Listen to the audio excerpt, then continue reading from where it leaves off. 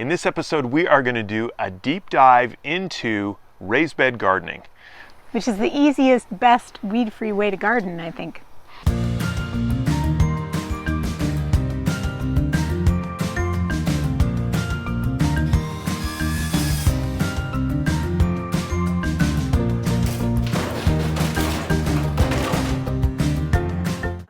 So growing up, I didn't know anything about raised bed vegetable gardening.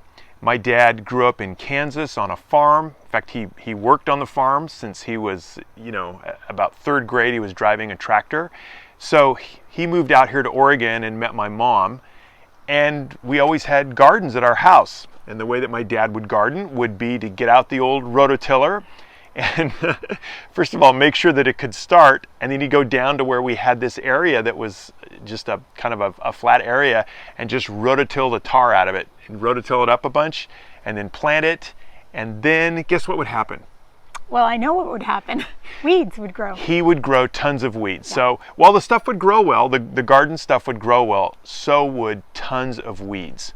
So you discovered a different way though. Well, that was my experience growing up too. And in fact, when I started gardening, I didn't want to grow vegetables because I thought that's how you grew them. So I just planted flowers. But then I started reading about organic gardening and got a magazine about organic gardening, and they talked about growing your vegetables in raised beds. And it was just like a light bulb went out. There was also a man who did square foot gardening, and that was big then. And we were on a city lot, so you could grow a lot in a smaller amount. And I was just taken with the idea that it was something I could control, didn't have weeds, was super easy to water. So we put some raised beds in.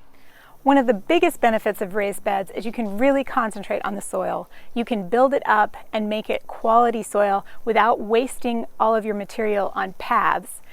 And you don't walk on it, so there's no compacting the soil.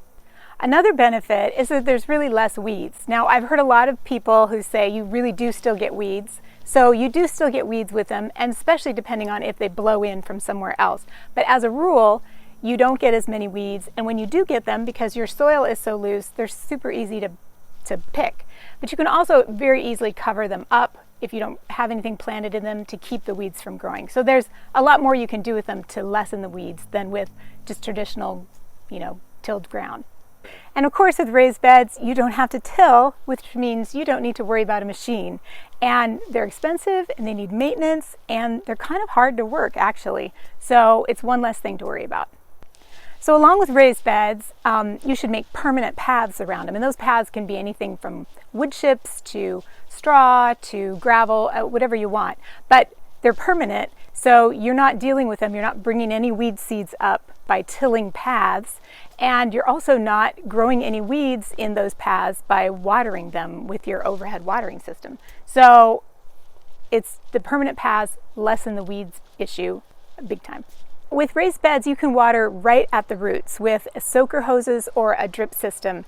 And it's much healthier for the plants. Again, like I said, you're not watering areas that aren't growing plants, so you're not growing weeds with them. And also what we've discovered is that it's easy to set up a watering system so that you can have it all on automatic and you don't have to worry about watering.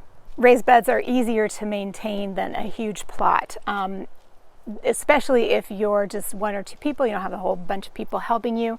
It's all compact, it's in one area. You can plant one bed when the weather's different. You don't have to try to go out and rototill a whole thing. So they're really much easier to maintain, I think. If you live in a climate where you can kind of extend your season a little bit, you want to use shade cloths or row covers or different things to cover your plants.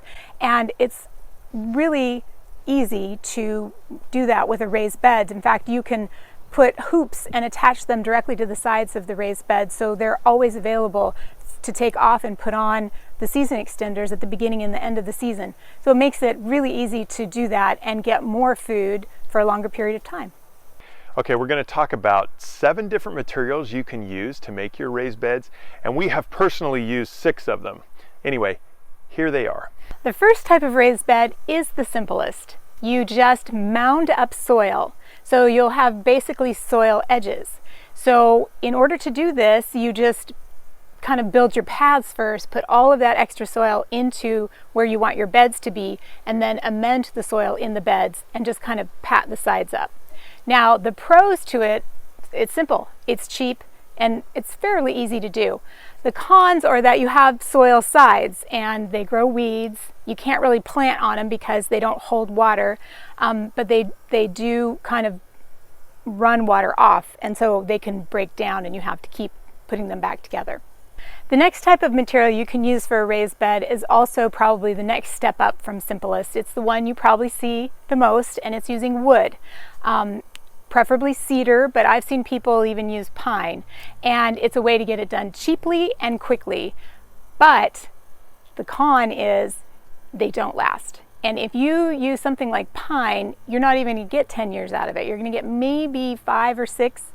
And you definitely don't ever want to use fence boards that are 1 inch, because they bow and you can't add soil, and they'll break and disintegrate really quick. So you always want at least 2 inches thick, and just plan on replacing them every 8 to 10 years. The next thing that's similar to wood is composite wood, and this is wood you typically get for decking, and it doesn't rot. So we were able to build our beds out of this composite wood decking that we're able to take apart an unused deck. So if you can get that, it's such a great way. We have a whole tutorial on how to build these with rebar, so there's no wood in it to disintegrate at all, and so these will last a long time.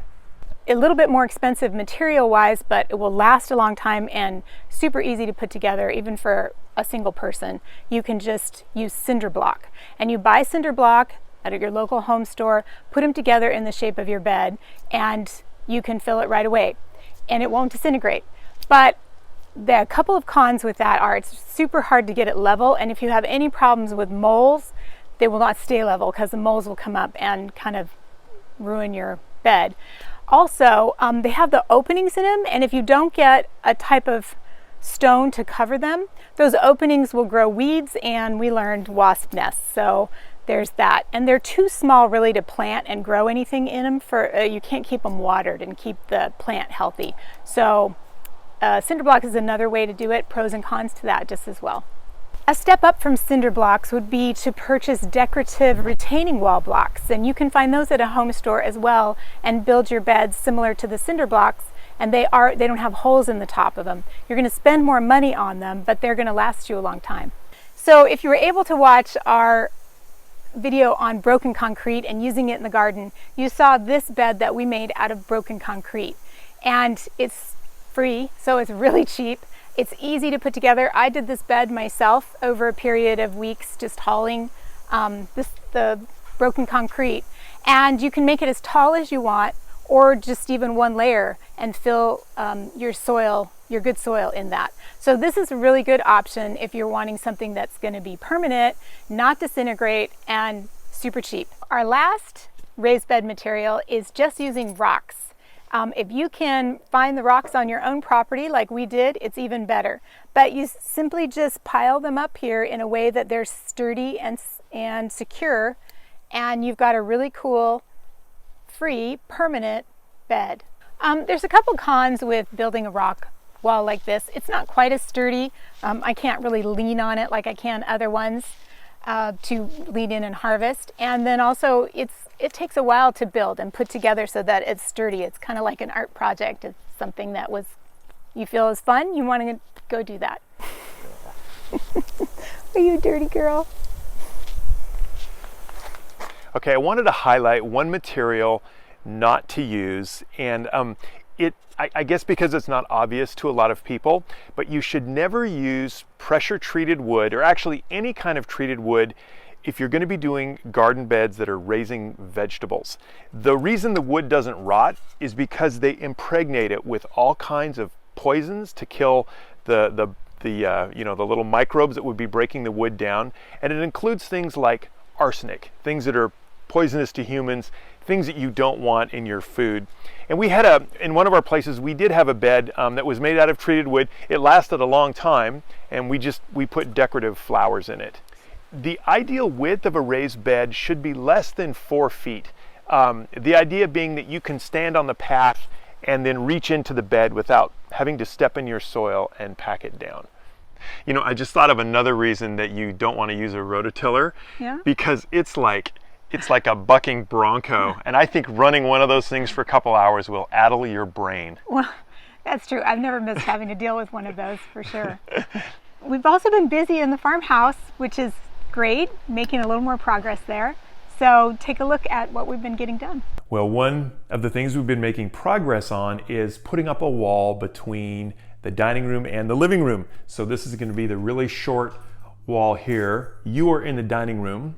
Behind me is going to be the living room, and you can see here we're going to have a kind of an opening that goes across, and then this will be all solid wall when I get the studs and the wall up. But anyway, just having it framed really gives you a sense of what the space is going to be. So we totally hoped we were going to be able to show you a finished shower in this episode. But we found that the finishing touches around our niche and around our seat and the floor, the threshold, these are all things that have just taken so long to figure out. We've had bits of extra, we couldn't figure out, our tile wasn't the same. So this tile did not have the bullnose pieces. So we had to go to lots of different stores and try to find that shade of white that had the bullnose. It's a long story. Anyway, we're still not quite finished, although you can get an idea of what it's going to look like. So this is the tile that's also on the floor, this black, and so it's also on the seat, so it'll be kind of coordinated. And hopefully we're going to finish this soon and be able to grout it and have a finished shower. The big takeaway from this that we've learned is you just need to buy all the tile pieces you're going to need at the beginning, and make sure that the tile that you fall in love with has all the edge pieces and the little decorative pieces that you need. Get them all at the beginning. Well, that's it for this episode. If you haven't yet, hit subscribe so you don't miss our next episode, where we're going to be talking about meal planning. Meal planning, well, okay, how meal planning saved my sanity. That sounds a little bit better. Okay, that does sound better. All right. Thanks for watching. We'll see you then. Bye-bye.